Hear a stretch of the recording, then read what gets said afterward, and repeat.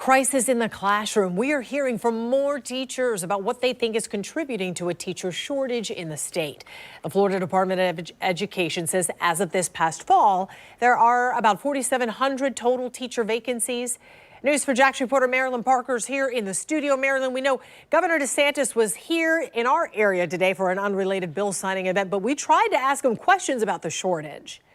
Yes, we wanted to ask why he thinks there's a teacher shortage, but there wasn't time for questions. So we asked our viewers the same question last week, and the comments just keep coming in. These are from our comments. This is from our website. So this isn't including the hundreds of comments that we got on Facebook. So there were 404 responses total, and the last submission was yesterday. We're going to break it all down right here on our screen. And what we're looking for are common themes. More than half of the responses mentioned the word pay at least once. You're going to see that right here. And there were 224 mentions of things that were lacking when it comes to the issues around teacher shortages. For instance, a lack of support from state and local governments, respect from teachers, student administrators, or lack of support or training, and a lack of accountability for student behavior.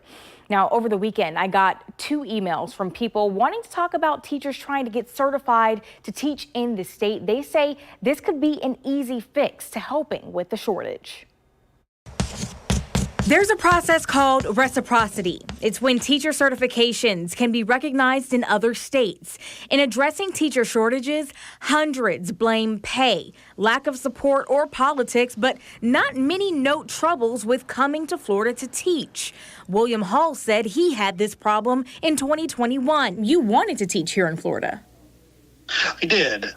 We've always wanted to come to Florida for a lot of different reasons. And I had seen various articles indicating that Florida offered reciprocity to teachers in other states. So I was pretty excited about that. Hall taught for 3 years in Illinois. He says he has all his certifications and thought he'd be good to go. But he was denied because the state says he needed to take classes he already passed back in Illinois. What made you reach out to us? I still wanted to teach here in Florida. So I saw that a couple things. One, that there's a teacher crisis. And here I am ready and able to go. And I think I possess some life experience that I could convey. He also saw where the State Department of Education said one of Governor DeSantis' initiatives in addressing the teacher shortage is offering reciprocity for educators with current valid out-of-state certificates or National Board of Professional Teacher Standards certificates so they can teach in Florida.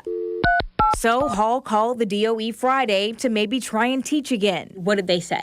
In short, the department denies reciprocity to many of out-of-state educators. We submitted a public records request with DOE asking for the number of people in the last 3 years who applied for reciprocity, the number approved, and the number denied. The criteria for approval are clearly laid out on their website. It even includes common errors. Hall says he knows of other teachers coming from out of state who were denied and some who were approved to teach until they got their certifications, but that wasn't offered to him. Those are teachers that could certainly at least start teaching, and maybe they needed 1 or 2 classes, or if the classes are even close and they have experience, it seems to me that you would want to put them in the classroom. He says it seems like an impediment and doesn't help with the current shortage in the state.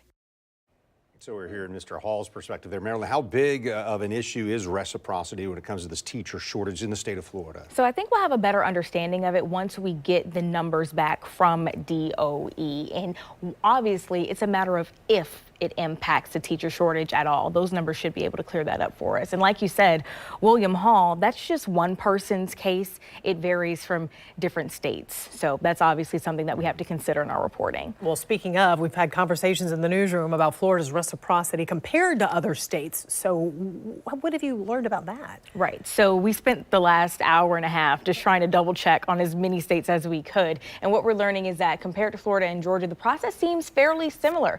Reciprocity doesn't mean certified teachers from out of state will automatically qualify, but obviously there is a process to follow. And there seems to be like a misunderstanding because that's what is thought to be the case. Exactly. So we're just taking the concerns of the people and doing what we can to figure it out and clear these things up. Marilyn, thanks. No problem.